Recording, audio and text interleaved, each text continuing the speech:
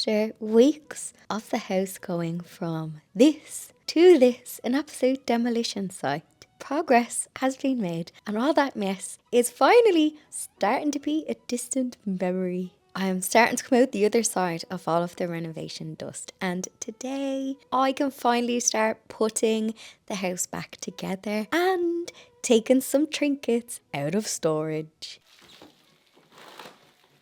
One of the first jobs that I need to tackle today, and it is so satisfying, is finally peeling back the protective film that has been on the carpet since the end of September. Now that I have a floor, this is an absolute dust magnet, and I keep traipsing every time I come down. I am bringing the last of the dust with it. So it is time to remove it, which is a bit oddly satisfying. So this carpet was, if you have been following me from around about springtime, you would have seen that I did not the hallway but the stairway. That got a bit of a refresh, and it was a bit of a project after Christmas. And I absolutely love this carpet, and I was a bit anxious to see if there was any damage. So even though I had taped up the floor the first day the builders got here, I was a little bit behind on schedule with getting things taped up. So I was worried that a section may have gotten damaged. But thankfully, as I'm peeling back the protective carpet film, it is perfect underneath. Now I do have an area of damage where some plaster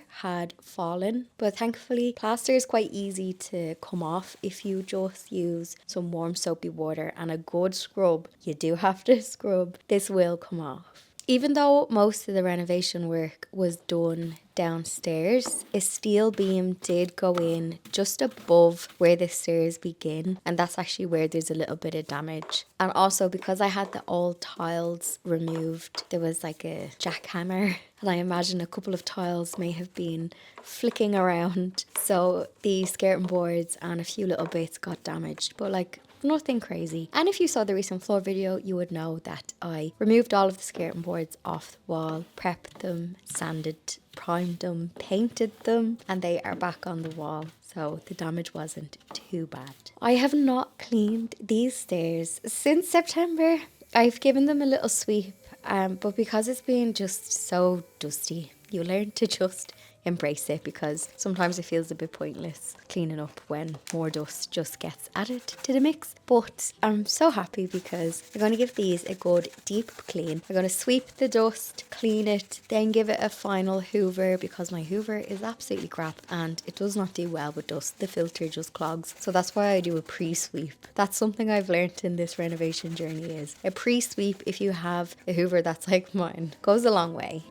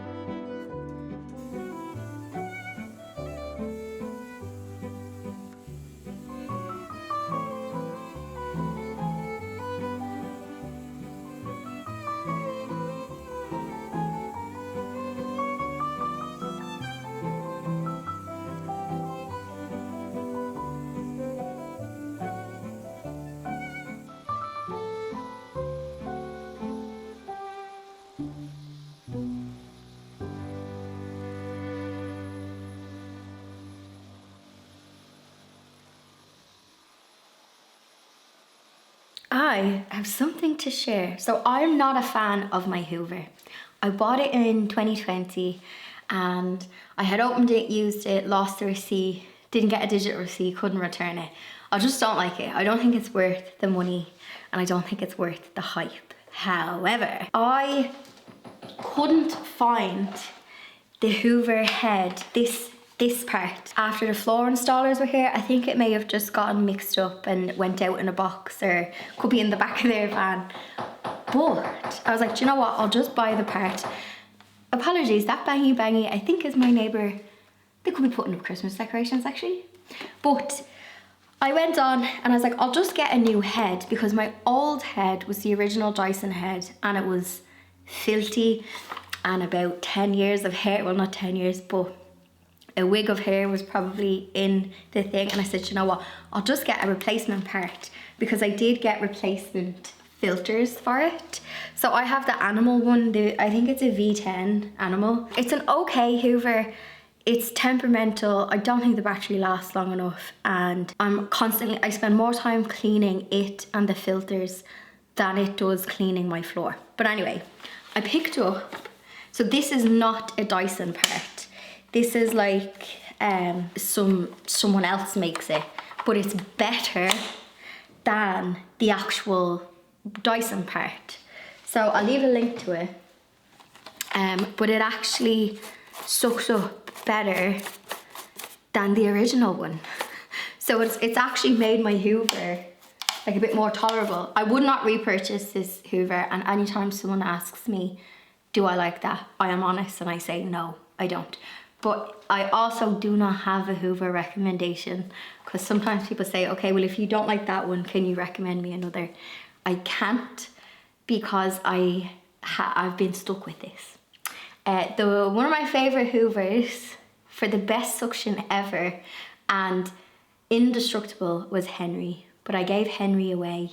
My brother has Henry, because Henry used to give me the rage, because his cute little head used to get stuck. My house is too like narrow in the hallway and stuff. Well, there's more space now in the kitchen, but he used to get stuck in the corners, and I'd pull him and he'd roll over and his little smiley face and I get the Henry rage. I do think Henry has, you can get a stick Henry now, but I don't know any other Hoovers if they're any good, because I've never like tested them. I believe anytime I mention Hoovers, a lot of people say Shark is good, and then a lot of people say the Eufy robot is good, just from the comment section on previous videos. But if you are like me and stuck with your Dyson, this part has made it a bit more tolerable. So yeah, the brush heads feel lovely on the floor and on the bit of carpet as well. And also, I am so happy. Look at the dust even coming out of this. This is what I mean. I spend more time cleaning this chamber and the filters than I do cleaning the floors. I'm so happy to have my stairs back, because I've been walking down on plastic sheeting that has been a dust magnet. So now I'm after giving it a good thorough clean, and there's only like 2 areas where I need to touch up the paint. So even Bio was walking up and she's like, oh, I can stand on this now. So the stairs are done. That's like the last thing that was making the house look like a building site, except for the room of doom, which we are going to tackle now. My favorite thing in the room of doom is the shoe cabinet. Oh my, how I've missed this shoe cabinet.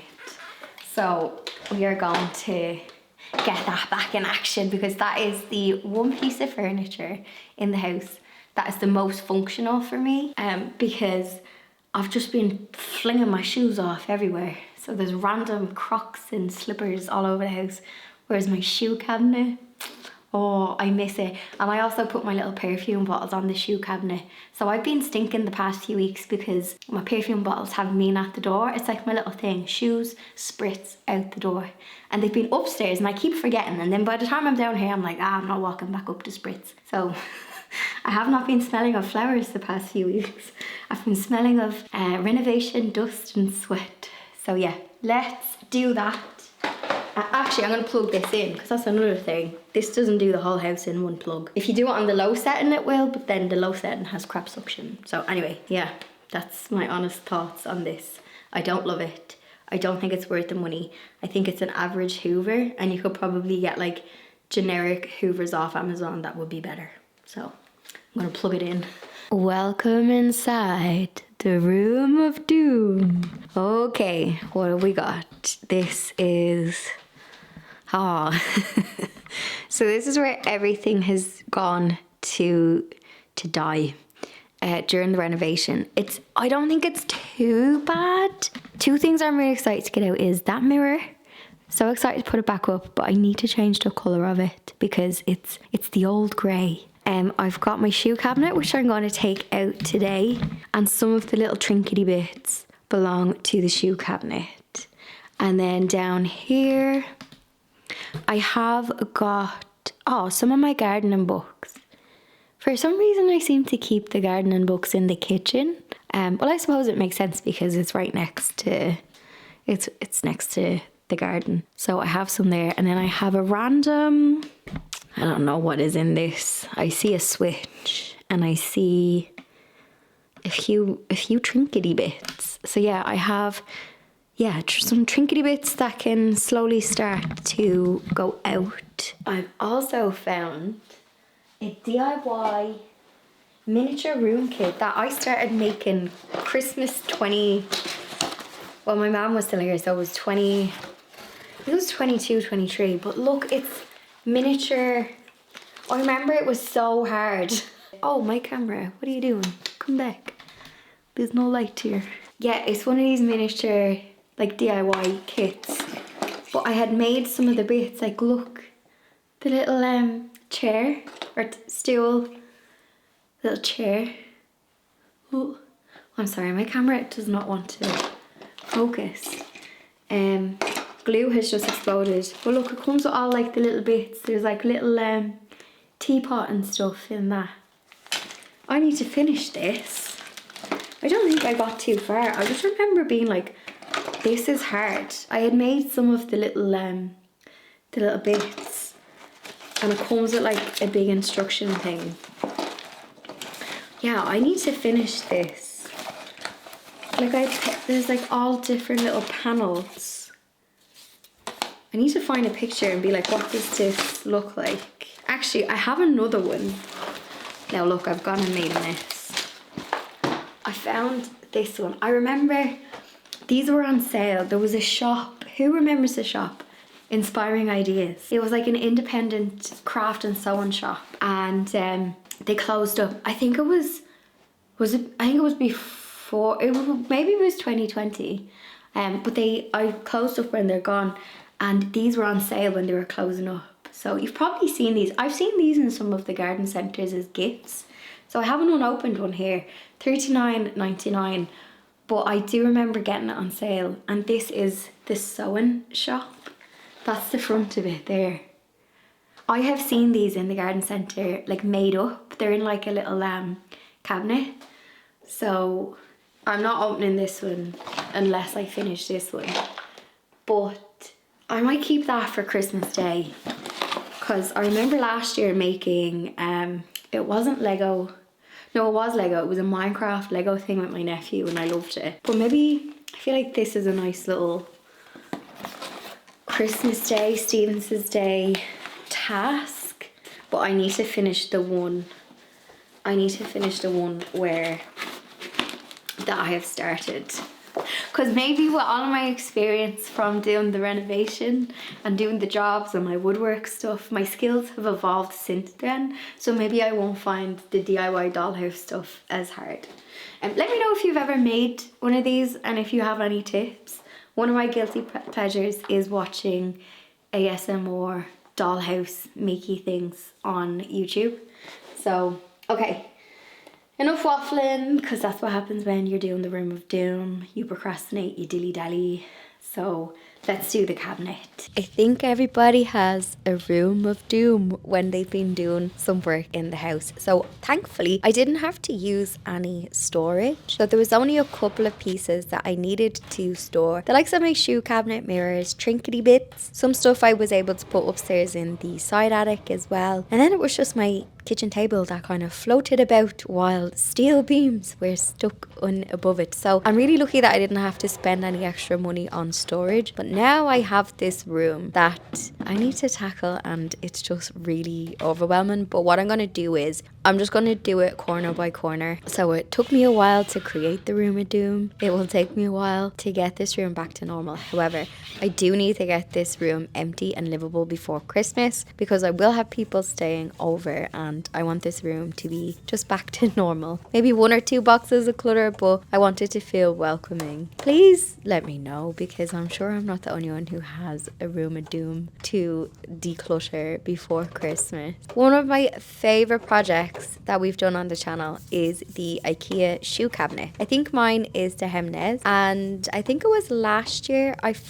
had this mirror that I had gotten for free and I had painted it up to match the IKEA unit, and with the IKEA unit I gave it like a wooden top. So a mini hack. I wouldn't even call it a hack because I didn't change it from its original purpose. I just painted it and stained the wood top and styled it to suit me so that it looked less IKEA and more, well, I wouldn't say bespoke piece of furniture, but like I said earlier, it is the most hardworking piece of furniture in the house. Because I have such a small hallway, this is amazing for shoe storage. So I can have like shoe storage upstairs in my bedroom in the wardrobes, but it's so nice to be able to have something as you enter the house because I can just throw my runners, shoes, Crocs. I have my slippers there waiting for me when I come home. And randomly, this IKEA video, when I originally did it back in, I think 2021, was like my first viral video on YouTube. I think it has over 1 million views at the minute, or close to 1 million. But I remember at the time being like, whoa, okay, people go mad for the IKEA video. I think it was because it was a small hallway, because I've such a small, I wouldn't even call it a hallway anymore because I've opened up the space that you walk into. So we can call it like an entryway, but it's such a small and narrow space. So if you too have a small narrow space, I highly recommend that IKEA shoe storage piece. I have it a couple of years and it's pretty decent. I mean, it's your typical IKEA material. It's probably MDF, but it's a little bit more well made than some of the other stuff that is literally fresh air on the inside when you cut it up. But yeah, I do stand by this item and it is really handy to have at the door.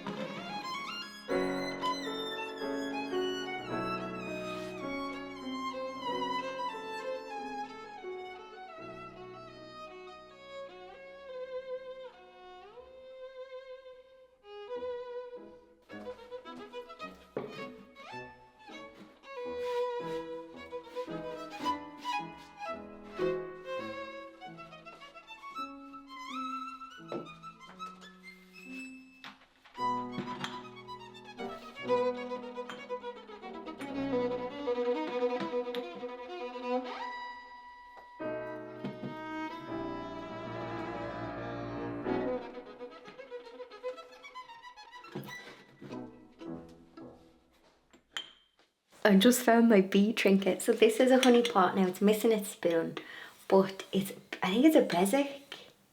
Yeah, I got this at there was a vintage sale, I think September. I love it. It's so pretty, but this is for the kitchen. Now, hear me out. I am so happy for my little perfume corner to be back. But also, sometimes people say not to have your perfumes in daylight, but this, I don't get direct sunlight this way. It comes in this way and then the sun sets here. So I don't get like, it's not very lit here. Obviously there is sunlight, but I don't get direct sunlight. But Sarah Jessica Parker perfume reminds me of being 17 and I have a bottle of it. So first of all, my favourite one is It's expensive, but I treated myself to a bottle. Ooh. I'm sending SJP. I didn't think you could still get this. I got a bottle of Penhaligon's High Grove Bouquet at the Chelsea Flower Show when I was flying home, just as a little treat, because that was a bit of a rough, not rough, but it was my first time just getting back to normal after last year and all of the grief and everything that came with it. So this was on offer in Heathrow Airport. So just a little tip, sometimes Heathrow has the Penhaligons on offer. This is beautiful, but this is like one spritz because it's so expensive. So if I'm going somewhere and I want to smell really nice, Penhaligons. But hear me out, I love, Britney Spears should be here as well. I love wearing perfumes that when I smell Dolce & Gabbana Light Blue, Sarah Jessica Parker Lovely, and Britney Spears Fantasy, they were my scents back in 2005, 2006.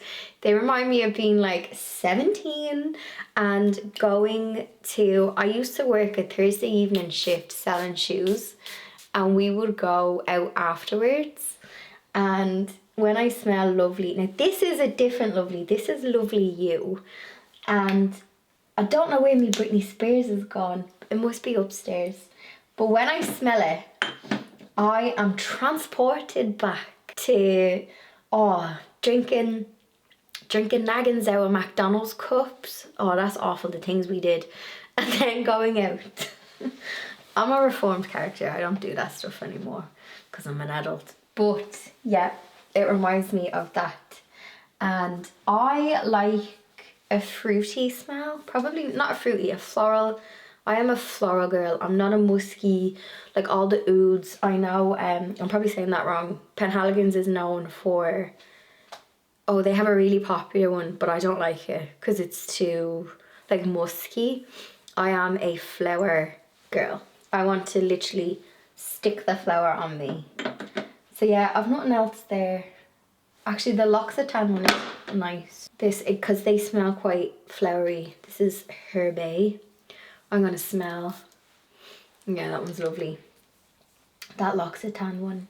So yeah, my scent corner is back. I love this. It's my little hit serotonin. I get my shoes, I do my spritz, and I go out the door. And it's back. It's back. Okay, I'm going to, my honey pot can come into the kitchen because I must see if I can get a spoon for it. It is missing the spoon, and I think that's why I got it on, like, I haggled because it was missing the spoon.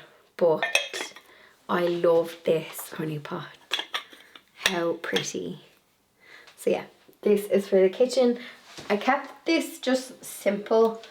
I didn't want to clutter up the entryway, even though, like, I have world's tiniest hallway. I can't even open my arms all the way. Like, this is how narrow it is. So I didn't want to put, like, too much trinkets. But if you know me, I love a trinket.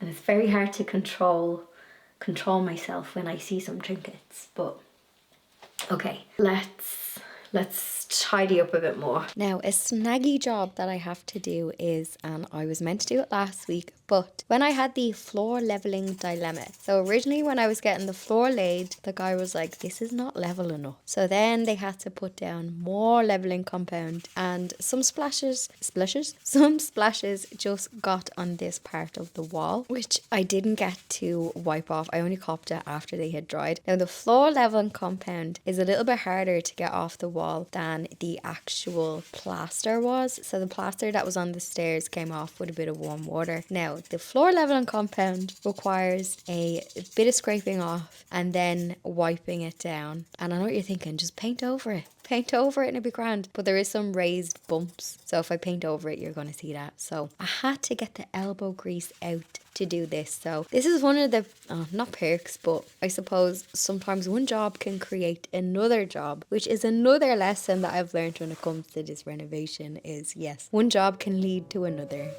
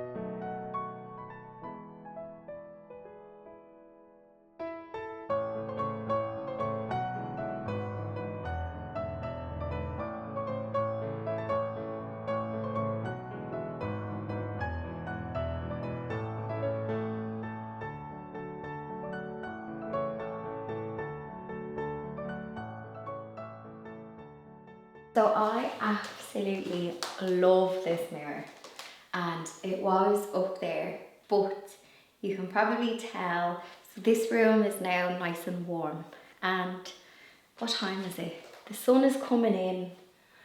It's only, I think 3 o'clock, but the way the sun is coming in on the winter afternoon is lovely.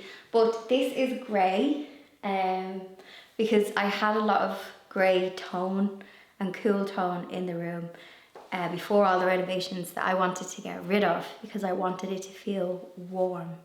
And I've achieved that warm feeling on the wall. So now some of the bits that I'm putting back out, I need to tweak. Now, I'd love your opinion on this. I'm thinking a warm wax, so I'll bring you closer. I got this about 10 years ago in Dunnes stores. It's not an antique, it's some of it is polystyrene with a bit of wood, and then it has this like textured chalk finish on it. I don't know how to describe it, but I absolutely love it. I still want it to look, vintagey. I don't want it to look like perfect solid colour. And because it has a bit of a chalk matte finish, I just want to take away the cool and the grey. If I put a dark wax on this, will it go muddy? Is what I'm thinking. Should I maybe do like a white, not a whitewash, a cream wash, like water down some of the wall paint so it's watery, and do a coat and wipe it off the areas and then do a dark wax? That's what I was thinking, because then it will make it, because if I put it up on the wall, you can see the tone of like the grey and the cream behind me. So that's what I'm thinking. Absolutely love this mirror. I've been dying to get it back out. So I think that's going to be a little project. It'll only take me like an afternoon. So yeah, should I give it a wash of paint to make it warm and then put a dark wax on it? Like a dark brown wax to bring out the detail and make it warmer. Like here's a little floor sample behind it. Oh my god, I'm breaking things. Hang on. Yeah, like a brown. I don't want a brown. I don't know if what I'm saying is what I'm seeing in my head. You know that, dark wax look. Or should I just like paint it gold and make it look like a gold gilded piece? I don't know. I'm gonna sleep on that one because it's the weekend anyway as I'm filming this, and Christmas traffic. I said it in the last video, Christmas traffic. So yeah, that's what I'm thinking for this, so that it blends in nicer with the rest of the room. I am loving the lighting in this space. It's just like, this is winter when I'm at my lowest energetically, because I am a flower. I do not blossom in winter. And it's lovely. So I'm gonna have some lunch, and that's what I got done. So the hall is back in one piece. I did a little snaggy, and the stairs is back. Okay, so that is that corner done. Section by section, I will get the room of doom emptied. During cozy season, in the living room, I often get people asking me, what are those logs that are in your basket next to your fire? Because they look like logs, but they're not. So I'm really excited. Not only am I going to tell you what they are, I'm going to bring you to the factory where they are made. These willowwarm briquettes, they're actually only made down the road from me. They're about a 30-minute drive away. So we're going to go down to Kells and have a look in the factory and make some. So if you've ever wondered what are the little logs that are in my basket next to my fire, I'm actually going to bring you around the factory and show how these willow trees are going to be turned from this to this, and we can have these in our fire and guilt-free as well, because they are carbon neutral. So that log you see is actually a willowwarm briquette. It's a dense, carbon-neutral wood fuel made from fast-growing Irish willow and forestry byproducts, which burns cleaner and more efficiently compared to other solid fuels. The willow they use is a short rotation coppice, which means when they harvest it, it regrows. These willow crops can last for around 36 years, and every 2 years they cut the crop without needing to replant, so they do not disturb the roots when they harvest. Also inside the willowworm products is byproducts from Irish forestry, so things like sawmill residues and pulpwood that isn't good enough for construction. Even trees that have been damaged in storms, these are used as part of the raw material. This means less waste because material that would otherwise rot or be discarded is used for heat instead. Inside the factory, willowworm dries the wood efficiently by using a biomass burner, which itself runs on biomass. And because of that, they don't rely on fossil fuel to dry their fuel, and they reduce the moisture of the wood to around 7 to 9% before compressing it. So, what can I press and what can I not press? Well, you won't get anything wrong anyway, because you can move around the mouse, click any of these options here, you'll actually see what they look like. So what actually is this? Is this the... So, this here is the main diagram of the main boiler. So this is the boiler? Yeah. And then, is that on screen there? Yeah, I do have another camera, which is this one here. Oh, cool. That is the entire boiler in operation right there. Okay. Externally. And how hot does that get? It can reach up to 1,000 degrees. Yes, plus. That is a lot of cups of teas. At the very moment, considering the fuel and Yeah. temperature, it's roughly running at 855 degrees at the very moment. My brain cannot comprehend that amount of heat. Because a kettle is 100, isn't it? Roughly 100 So plus. it's like Yeah.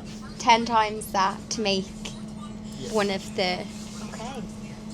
So all we just do is produce as much heat as we can. We transfer the hot water across into the dryer, which is here. Okay. Which is on the building on the next side, on the right side outside. Okay. Which you use the heat from the boiler to dry the material coming in, which is the wood chip.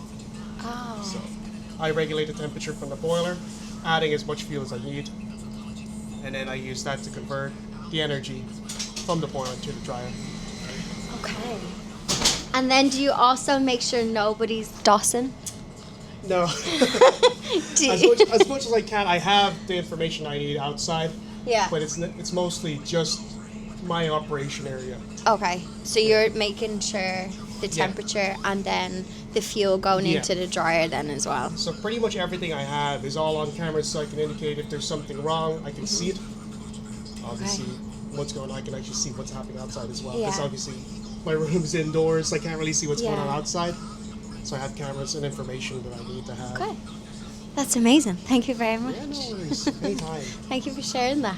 So once the material is dried to below 10%, it then gets compressed into the briquettes. There's also pellets and eco nuggets, and they're compressed without any artificial binders or chemicals. So it's just pure wood. One thing that I really like about using the willowworm briquettes is the cleanup.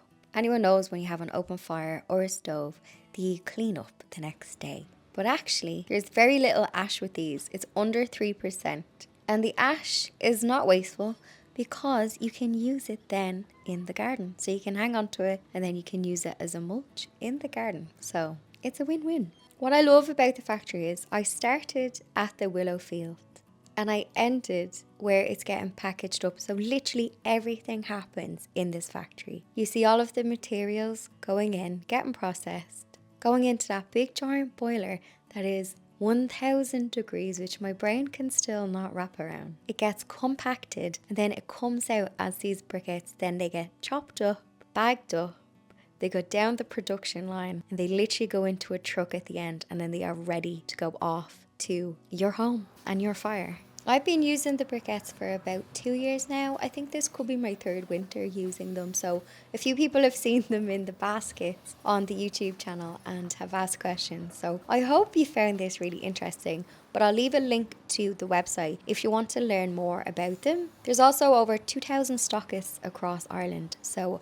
wherever you get your fuel from, I'm sure you'll find it here. But you can also get more information on the website.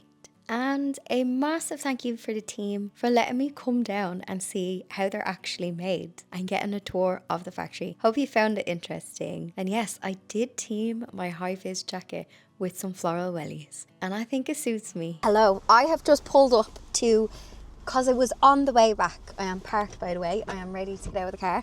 I've just pulled up to Avoca on the Dunboyne Road on the N3 because I was coming back from Kells from the willowwarm factory, and I was like, oh, I want to go in because I never think, oh sorry you fell, I never think of coming out, oh, even though it's it's like 15-minute drive from my house. It's adorable here. Oh, I have an itchy head. Remember when you were a kid and your mad make you wear a woolly hat and you'd get like an itchy head? Well, I can't take my hat off now because I've got hat hair. So I thought we could just go in and peruse. Well, I actually needed to pee. And I was like, I can pee in a garage or I can pee in Avoca. And I think you guys would find Avoca more aesthetically pleasing for a pee. So I'm going to go in and have a look. I just want to have a look in the garden section. I know there's nothing this time of year. They always have lovely displays. Avoca is always too expensive as well, but it's really nice to look at. And they do have a little cafe and a coffee shop, but it is currently 3:30 and oh my god, look at the weather. It's just one of those perfect winter, cold, crisp, blue sky days. But anyway, enough talking. Let's go and have a little look.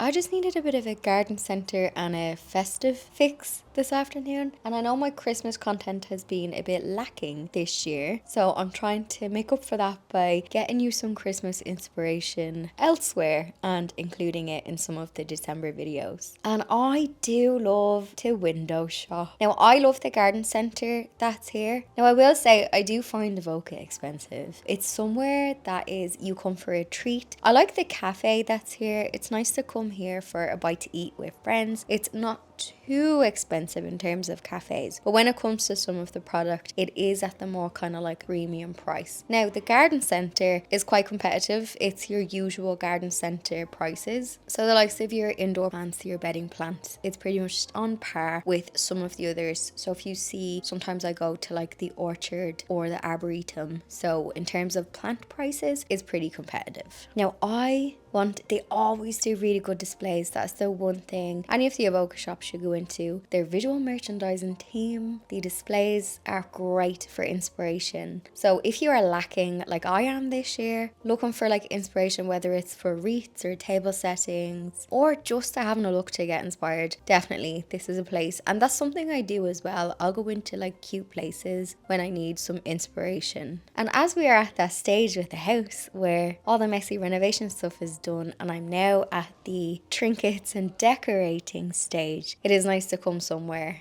to get some fresh inspiration. Now the Christmas ornaments, there was a couple of like quirky Christmas ornaments. There was nothing too traditional. They kind of had some funky retro ones. There was lovely handmade felt ornaments as well that was really pretty, but I didn't think the Christmas ornament section was amazing. I have seen better elsewhere, and they were unique if you are looking for maybe a new little ornament for your tree or if you're gifting someone an ornament. So the Christmas section, yeah, it was good, but I was a little bit underwhelmed.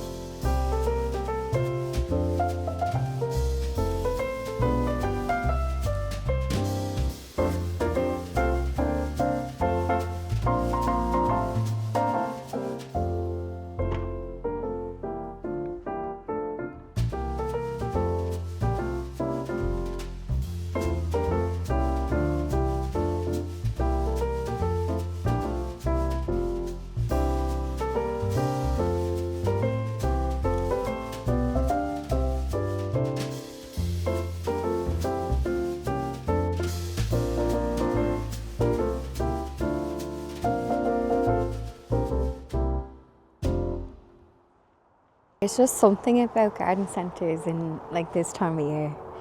It's like eerily quiet and like freezing, and a lot of the plants, a lot of the foliage works hard this time of year. I'm just looking at the size of this olive tree. The size of this. Oh, I think we need to play guess the price on this one. Actually, how much is it? 649. I mean, she's a good size. Mine is not looking too fresh like that one. Yeah, garden centres this time of year. I just feel sad and cold. Anyway, I'm going to go back inside and see if I can find some more cute like Christmas decorations for you. But yeah, I had to have a look in the garden centre just to see.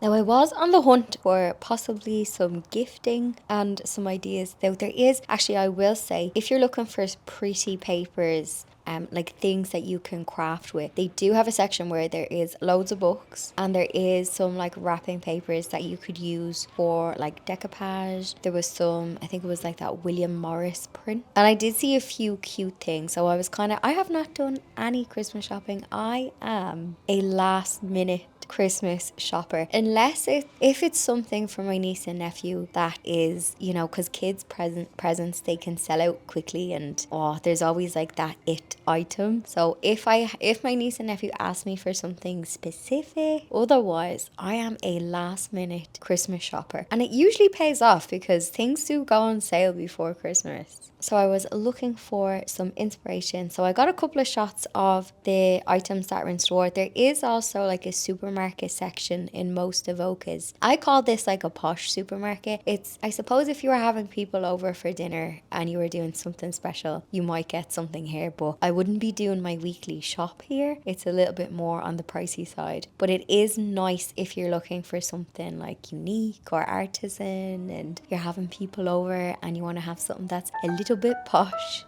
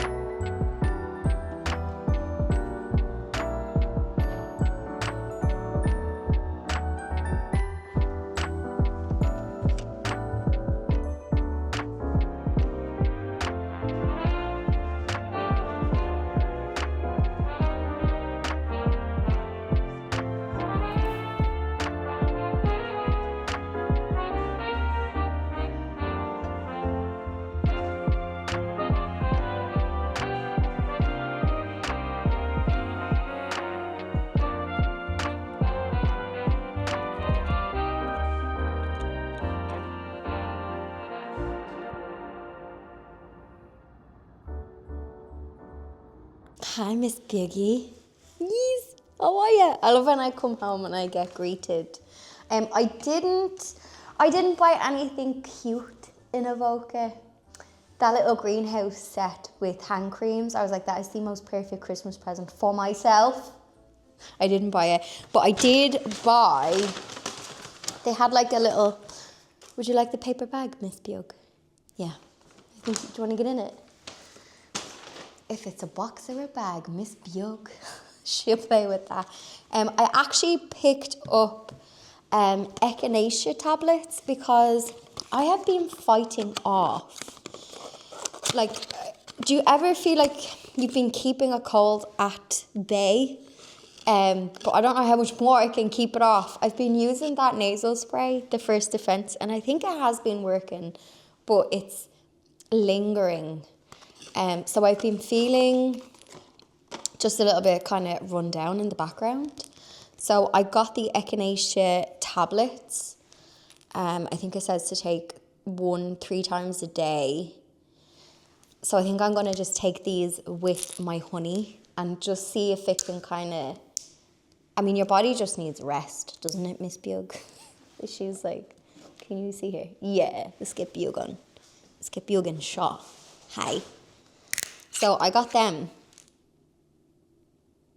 And you can't smell anything because the lid is off.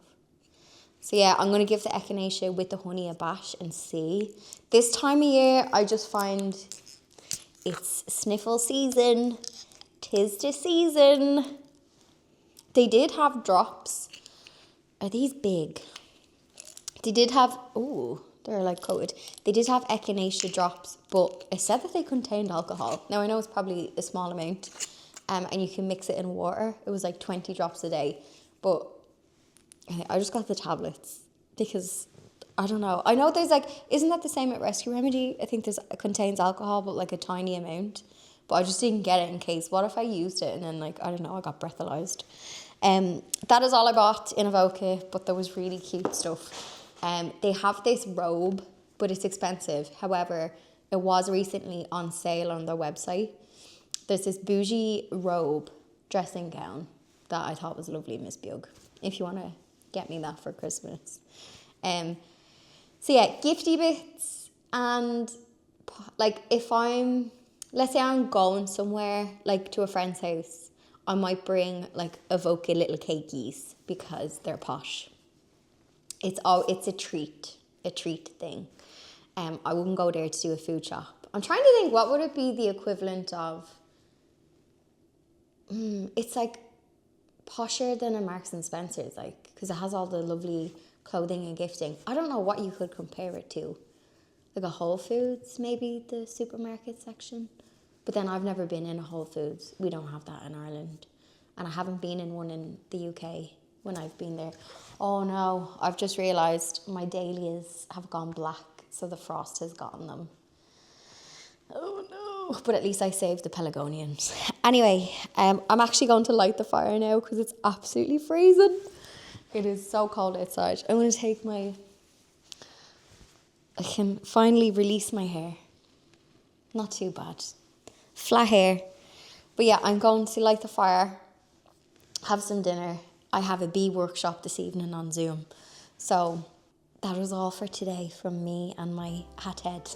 If you enjoyed this video, then please give it a cheeky thumbs up. And if you are new, check out the recent videos. And if you like what you see on the channel and you want to see what future decorating I do and come up with in this space, then do hit the subscribe button. And I'll see you in the next video.